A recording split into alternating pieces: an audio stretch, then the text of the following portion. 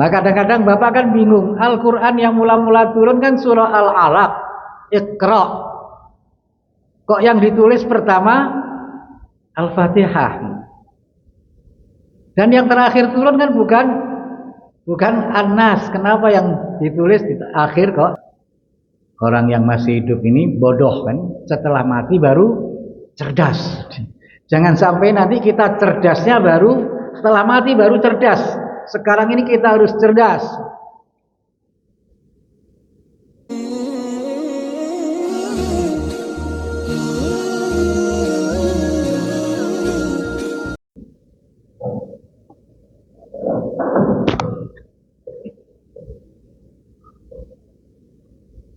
Assalamualaikum warahmatullahi wabarakatuh.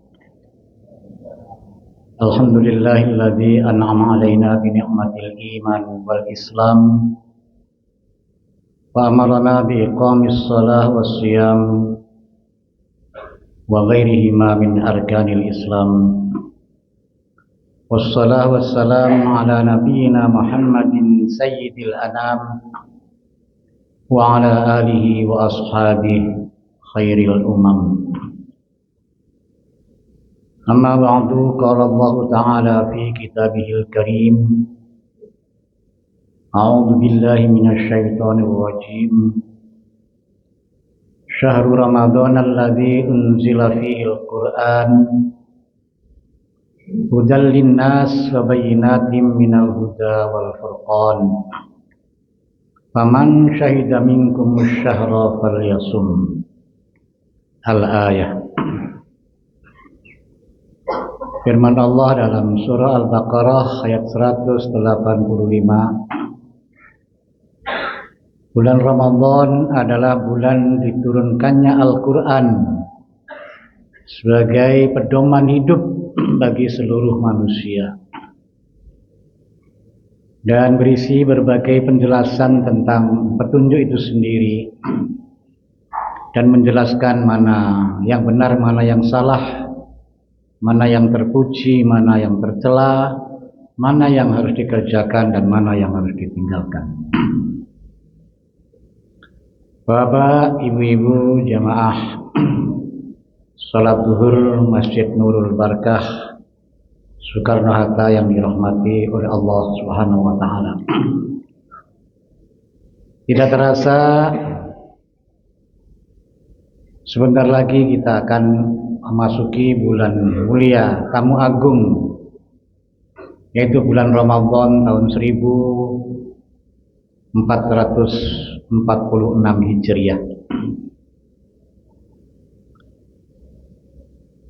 Usia bulan Sa'ban tahun 1446 Hijriah tinggal 12 hari lagi. Termasuk usia bulan Februari tahun 2025 juga tinggal 12 hari lagi.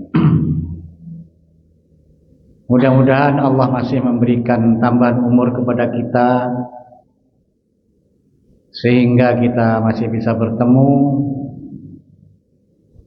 dengan bulan Ramadan tahun 1446 Hijriah. Banyak saudara-saudara kita belum sampai kepada bulan Ramadan tahun 1446 Hijriah sudah mendahului kita, sehingga tidak bisa bertemu lagi dengan bulan Ramadan tahun 1446 Hijriah. Dan kita juga tidak tahu apakah kita nanti juga masih bisa bertemu dengan bulan Ramadan tahun 1447 Hijriah. Hanya Allah yang lebih tahu. Karena kita tidak akan lepas dari bingkai takdir. Walaupun kita berusaha menjaga kesehatan kita, tapi kita tidak bisa menghindar dari takdir. Banyak orang yang sudah lama sakit tapi tidak meninggal, ada yang sehat tahu-tahu meninggal. Itulah takdir Allah Subhanahu wa taala. Kita punya prinsip yang sama tentang keutamaan bulan Ramadan. Tadi ayat yang kita baca surah Al-Baqarah ayat 185. Bulan Ramadan itu satu-satunya bulan yang namanya disebut secara eksplisit di dalam Al-Quran. Jadi tidak ada bulan-bulan yang lain yang namanya disebut di dalam Al-Quran. Itu antara lain keistimewaan bulan Ramadan. Syahrul Ramadan, bulan Ramadan. Dan keindahan Al-Quran, kata bulan itu hanya tercantum 12 kali. Ini keindahan bahasa di dalam Al-Quran. Dan kata yaum, hari di dalam Al-Quran itu hanya 360 kali. Itu keindahan bahasa dalam Al-Quran. Bulan Ramadan dipilih oleh Allah untuk menurunkan pengajaran dari langit, dari Lauhil Mahfuz. Wahyu dari Lauhil Mahfuz dipilih oleh Allah pada bulan Ramadan. Bahkan berdasarkan hadis yang diriwayatkan oleh Imam Ahmad, bukan hanya Al-Quran yang turun pada bulan Ramadan. Unzila suhufu Ibrahim fi awalin min Ramadan. Fi awali syahrin min Ramadan. Lembaran-lembaran suci yang diwahyukan kepada Nabi Ibrahim itu diturunkan pada awal bulan Ramadan. Wa unzilatit Tauratu li sittin mawaina min Ramadan. Kitab Taurat itu diturunkan oleh Allah pada tanggal 6 dari bulan Ramadan. Ini berdasarkan hadis yang diriwayatkan oleh Imam Ahmad. Wal Injilu li salasa asyarata khalat min Ramadan. Kitab Injil juga diturunkan pada tanggal 13 Ramadan. Wa anzalallahu al-Qur'ana fi arba'in wa isyrina khalat min Ramadan. Dan Allah menurunkan Al-Quran pada tanggal 24 dari bulan Ramadan. Ini berdasarkan hadis yang diriwayatkan oleh Imam Ahmad. Jadi Al-Quran itu mula-mula turun pada bulan Ramadan tanggal 24. Tapi di kita ada peringatan nuzul Quran itu biasanya tanggal berapa? 17 Ramadan nih. Karena dianalogikan dengan perang Badar itu terjadi pada tanggal 17 Ramadan. Dan sebenarnya Makkah dikuasai Rasulullah itu juga, Fathu Makkah itu juga pada bulan Ramadan. Itu keistimewaan bulan Ramadan. Dan di dalam Al-Quran kita juga menemukan inna anzalnahu fi lailatul qadar, ya. Kami menurunkan Al-Quran pada malam Qadar. Sedang malam Qadar itu biasanya ada di 10 hari yang terakhir, hari-hari ganjil. Bahkan yang lebih dekat itu pada tanggal 27 Ramadan. Apa yang dimaksud bahwa Al-Quran turun pada bulan Ramadan? Ya, sahabat menjelaskan bahwa yang dimaksud Al-Quran turun pada bulan Ramadan itu Al-Quran dari Lauhil Mahfuz, dari langit yang ketujuh, turun ke langit yang pertama di Baitul Izzah. Itu semua turun pada bulan Ramadan. Itu yang dimaksud Al-Quran turun pada bulan Ramadan. Dari Lauhil Mahfuz ke Baitul Izzah, langit yang pertama. Dan redaksinya sudah seperti yang sekarang kita lihat. Yang pertama Al-Fatihah, yang terakhir An-Nas. Maka ada ungkapan dzalikal kitabu, ya, la raiba fihi hudal lil muttaqin. Sedang dari Baitul Izzah turun kepada Rasulullah sallallahu alaihi wasallam itu berlangsung sekitar 23 tahun ya. Turun sesuai dengan ketupat. Apa ketupat, Pak? Keadaan, waktu dan tempat. Maka kadang-kadang Bapak kan bingung, Al-Quran yang mula-mula turun kan surah Al-Alaq, Iqra. Kok yang ditulis pertama Al-Fatihah? Dan yang terakhir turun kan bukan An-Nas. Kenapa yang ditulis di akhir kok An-Nas? Itu maksudnya ya. Jadi selama 20 tahun, 23 tahun itu turun kepada Rasulullah sesuai dengan apa? Ketupat, keadaan, waktu dan tempat. Ketika Rasulullah dikatain oleh Abu Lahab ya, Tabban laka ya Muhammad alihada jama'tana. Sialan kamu Muhammad, untuk ini kami dikumpulkan kan, untuk mendengarkan pernyataan kamu bahwa kamu itu nabi kan. Alihada jama'tana kan. Maka turunlah ayat Tabbat yada abi lahabi wa tab ma aghna anhu maluhu wa ma kasab. Jadi bulan Ramadan dipilih oleh Allah bulan turunnya Al-Quran. Maka sebenarnya pengantennya bulan Ramadan itu adalah Al-Quran nih. Sedangkan puasa, saum itu pengiringnya kan. Puasa, kemudian tarawih, sedekah dan lain-lainnya itu pengiringnya. Pengantennya pada dasarnya adalah Al-Quran. Dan kita sama-sama menyadari Al-Quran ini merupakan nikmat yang paling agung ya. Kita sadar bahwa kita hidup di dunia ini hanya sekali ini saja.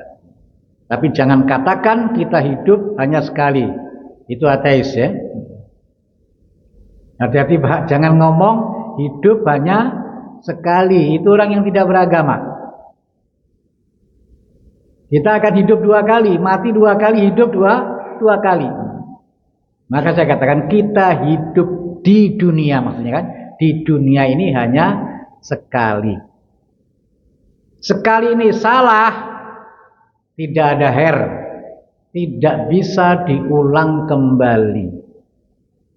Maka orang-orang yang meninggal semuanya ingin hidup kembali karena tahu salahnya, terutama orang-orang non-muslim.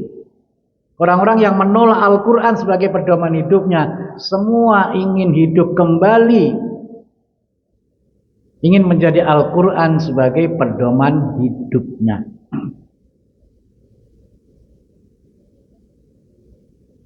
Maka ada ungkapan bahwa orang yang masih hidup ini bodoh kan, setelah mati baru cerdas.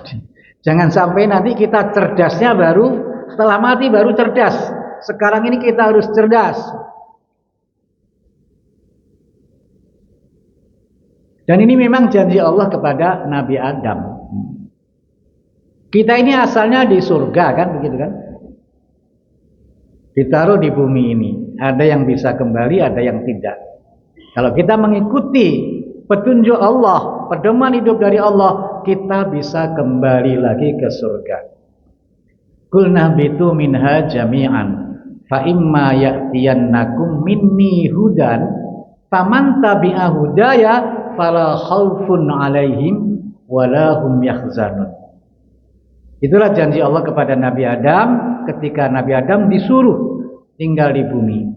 Jika nanti hidayahku turun kepadamu, maka siapa yang mengikuti petunjukku, maka dia akan hidup bahagia kelak di akhirat, tidak ada rasa takut, fala khaufun 'alaihim, dan tidak ada rasa sedih.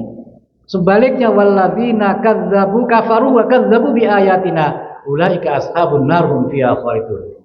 Sedangkan orang-orang yang menolak ayat kami, mendustakan ayat kami, mengkufuri ayat kami, mendustakan ayat kami, maka mereka akan masuk ke dalam ashabun nari hum fiha, masuk ke dalam neraka selama-lamanya. Maka Al-Quran sebagai nikmat yang paling agung ya. Ya ayuhan nas qad ja'atkum mau'izatun min rabbikum wa shifaa'un lima fis sudur wa hudan wa rahmah lil mu'minin. Wahai sekalian manusia, telah datang kepadamu nasihat dari Tuhanmu yang menciptakan kamu dan akan menyembuhkan penyakit-penyakit yang ada di dalam dadamu, penyakit syirik, penyakit-penyakit sifat-sifat yang tercela, dan sebagai pedoman hidup, dan akan mendatangkan rahmat. Kita mendengarkan Al-Quran saja dengan konsentrasi itu mendapatkan rahmat. Wa idza quri'al Qur'an fastami'u lahu wa ansitu la'allakum turhamun. Apabila Al-Quran dibaca, kamu diam, kamu mendengarkan, kamu diam, maka kamu akan mendapat rahmat, kasih sayang Allah. Dan itulah keutamaan Al-Quran, ini turun pada bulan Ramadan. Dan Rasulullah Shallallahu Alaihi Wasallam bersabda, "Qad ja'akum Ramadan, syahrun mubarak." Ini ketika bulan Ramadan datang, Rasulullah mengatakan, telah datang kepadamu bulan Ramadan, bulan yang penuh keberkahan, penuh berbagai kebaikan. Iftaradallahu alaikumus syiyam, Allah mewajibkan kalian untuk melaksanakan puasa di dalam bulan Ramadan. Tuftahu fihi abwabul jannah, pintu-pintu surga dibuka. Ada yang hakiki memang surga pintunya dibuka, atau majazi pintu-pintu kebaikan terbuka lebar. Batughlaqu fihi abwabul jahim. Pada bulan Ramadan ditutup rapat-rapat pintu-pintu neraka. Watughallu fihi syayatin, dan setan diikat, dibelenggu. Fihi lailatun khairun min alfi syahrin. Di dalam bulan Ramadan itu ada satu malam yang lebih baik daripada 1000 bulan. Man hurima khairaha faqad hurima.